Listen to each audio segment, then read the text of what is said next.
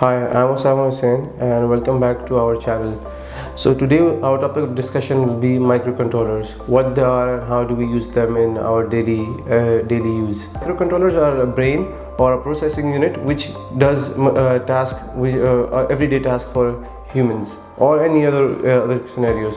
So microcontrollers such as Arduino can be used in applications such as printers, photocopiers, washing machine, or a microwave.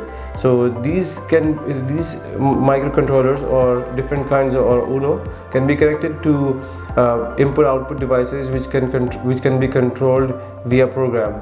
We'll get into that later on, but the first thing you need to understand is a microcontroller will have a chip and input and output pins.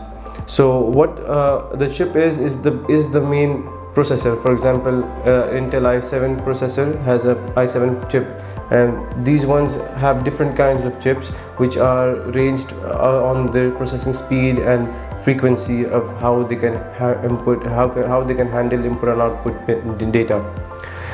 How the chip connects to external devices such as input and output devices or power supplies or different components is by connecting to the chips, so connecting to the pins.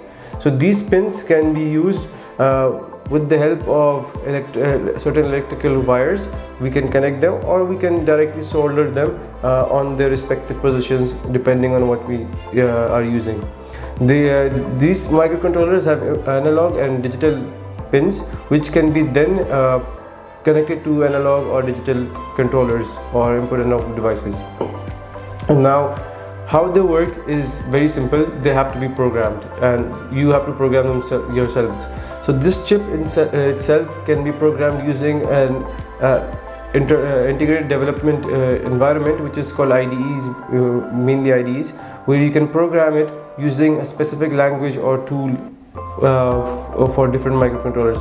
Arduino uses Arduino IDE, which basically is meant to program devices which are compatible with Arduino, and you have to program that, and it's basically a high-level language with several functions and variables which we have to define to actually perform an action or operation in our daily use. That's it for today. So today we just covered microcontrollers and Arduino Uno specifically. In the next class we'll be focusing on in the next video we'll be focusing on different microcontrollers and how we can program them.